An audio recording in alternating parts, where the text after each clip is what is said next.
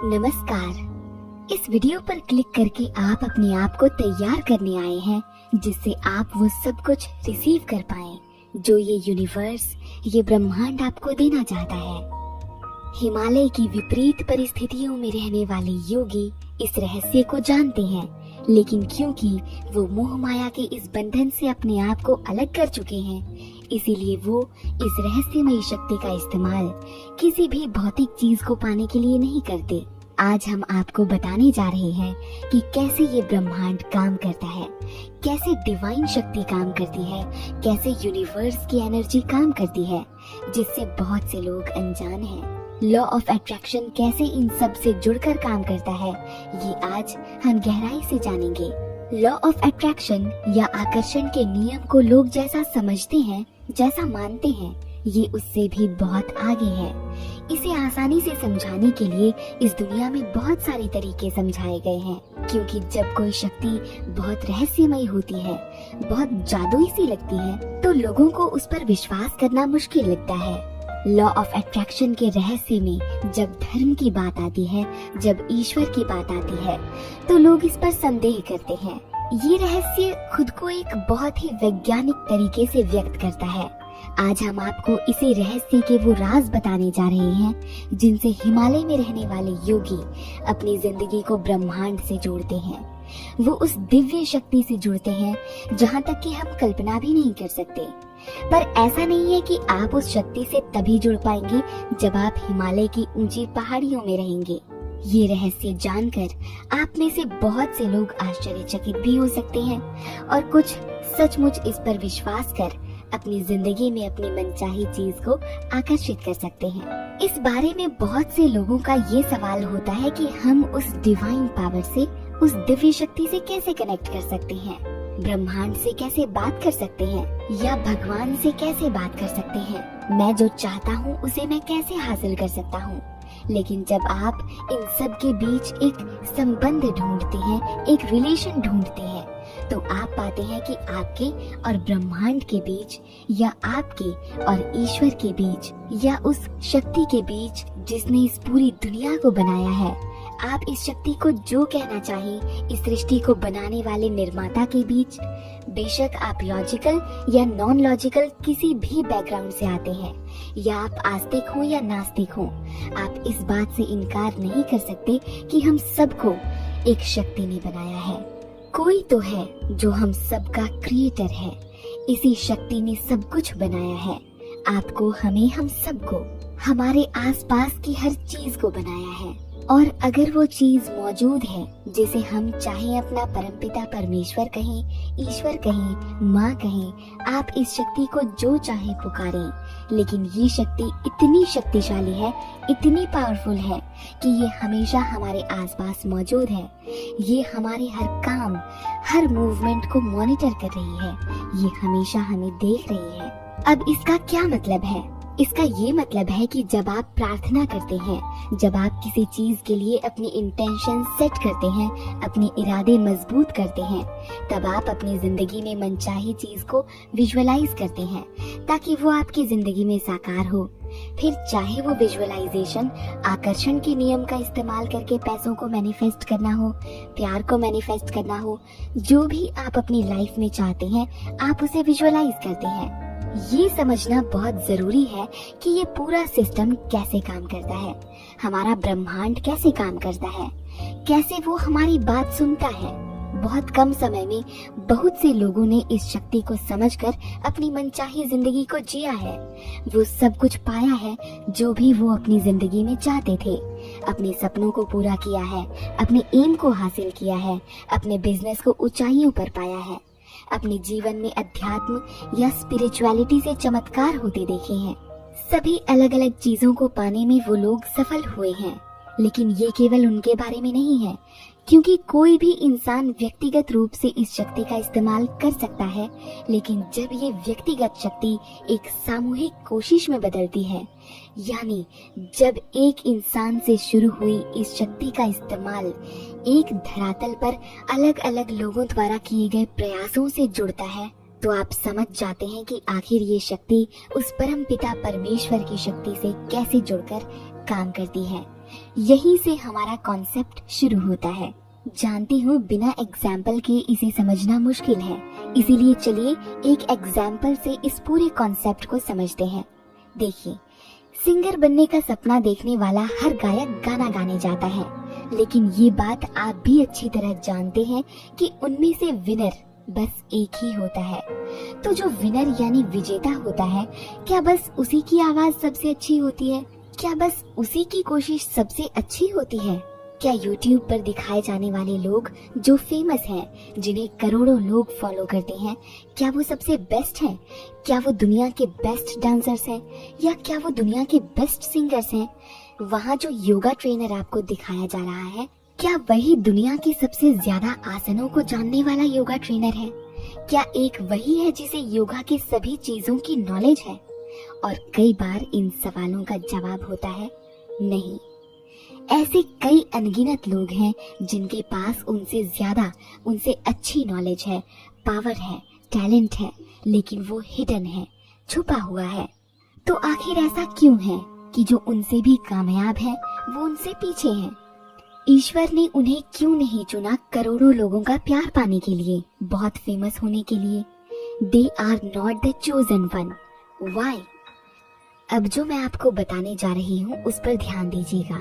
जाहिर है कि हम सब अपने सपनों को मैनिफेस्ट करना चाहते हैं, हम सब अपने विचारों को साकार करना चाहते हैं, लेकिन एट द सेम टाइम उसी समय हम ये भी चाहते हैं कि कुछ तो हमारे साथ ऐसा हो कि हमें पता चले कि यूनिवर्स हमारी मैनिफेस्टेशंस को रिस्पॉन्ड कर रहा है, या हमारी प्रार्थना में मांगी गई चीज को हम तक पहुंचाने की कोशिश कर रहा है।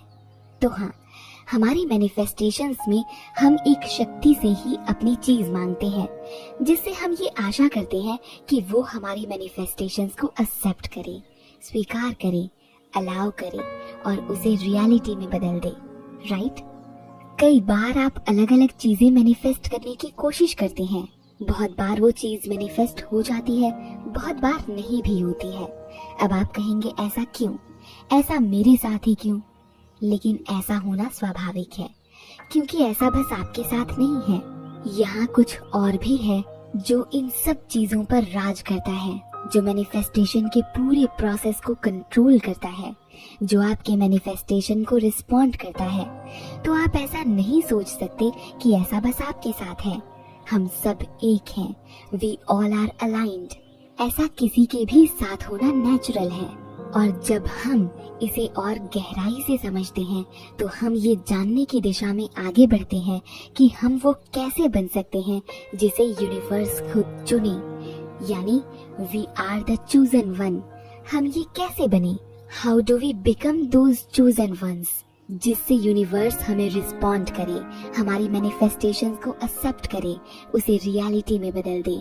ऑफ कोर्स हम सब ऐसा ही चाहते हैं और इसके लिए मैनिफेस्टेशंस की अलग अलग टेक्निक्स को भी फॉलो करते हैं, लेकिन वो चीज जिसके बिना आपकी मैनिफेस्टेशन पूरी होते होते रह सकती है, वो है आपकी क्षमता का आपके मैनिफेस्टेशन को संभालने के लिए तैयार ना होना।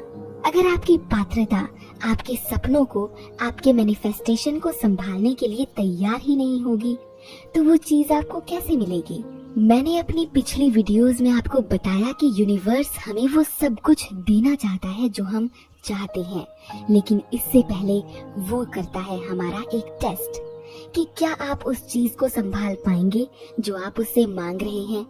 यानी अगर आप खुद को उस काबिल बना लें कि जो चीज आपने मांगी है आप उसे संभाल पाएं, आप उसके सक्षम हो जाएं, तो जब जब यूनिवर्स देखता है कि अच्छा मेरा बच्चा ये चीज चाहता है और क्या बात है, वो इसके लिए पूरी तरह से कैपेबल है, सक्षम है, योग्य है, तो आप उसकी रडार पर हैं और वो चीज किसी भी तरह यूनिवर्स आप तक पहुंचा कर रहेगा। जाहिर है, जैसा कि मैंने आपको पहले भी बताया है कि यूनिवर्स हमारा टेस्ट करेगा, लेकिन उस टेस्ट को देने के लिए अब हम खुद को तैयार कैसे करें?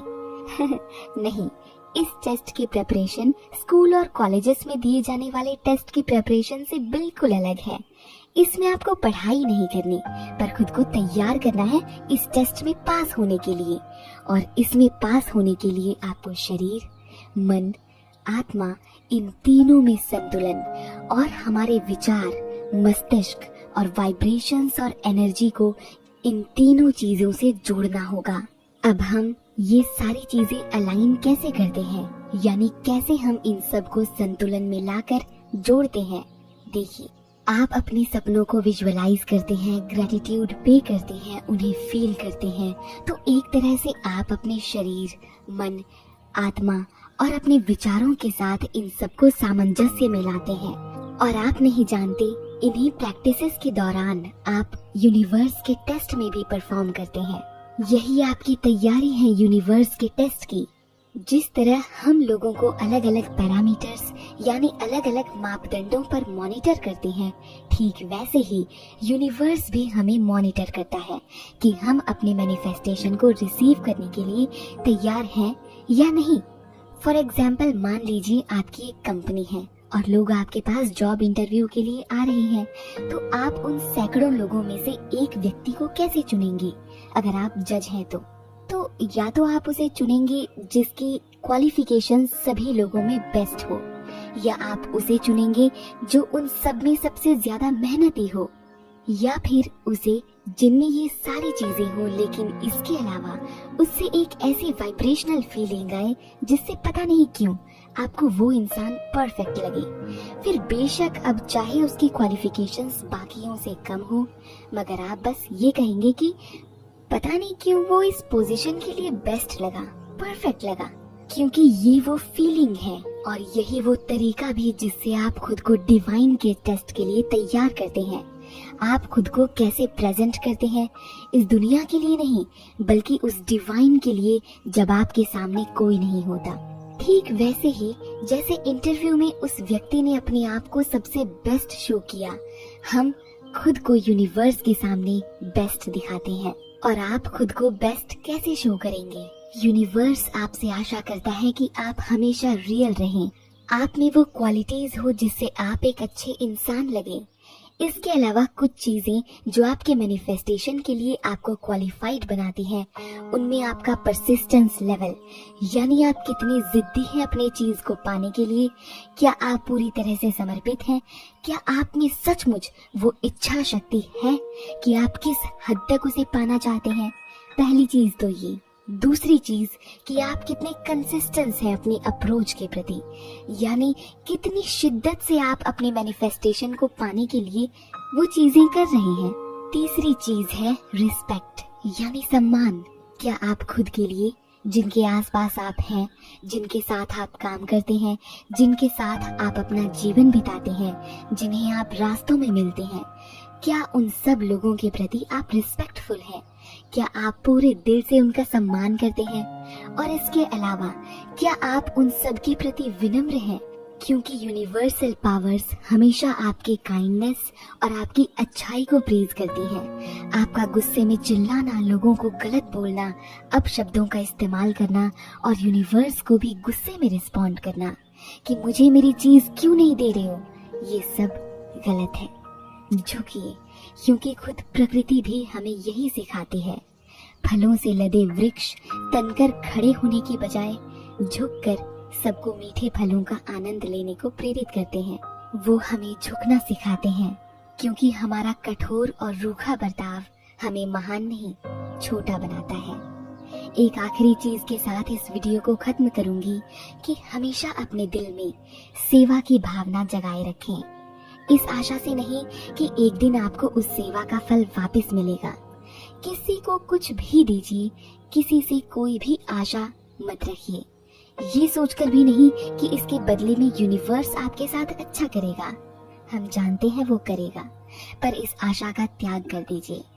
इस आशा के बंधन को तोड़ना जिस दिन आप सीख जाएंगे, उसी दिन से आप जिंदगी जीने के सही अर्थ को समझ जाएंगे। श्री कृष्ण भी तो कहते हैं, फल की चिंता मत करो, बस अपने कर्म करते जाओ। और यकीनन जब हमारे काम अच्छे होंगे तो सभी अच्छाइयों का फल भी अपने आप मिल जाएगा। लेकिन इस फल का इंतजार मत कीजिए, बस सेवा की भावना का सच्चा अर्थ खुद से साकार करिए। इस दुनिया तक अपनी सेवा पहुंचाइए। आपकी अच्छाई किसी न किसी रूप में आप तक जरूर लौटेगी, वादा है। चैनल पर नए हैं तो सब्सक्राइब जरूर कीजिएगा और लाइक का बटन दबाकर अपनी सराहना हम तक भी पहुंचाइएगा। नमस्कार, धन्यवाद।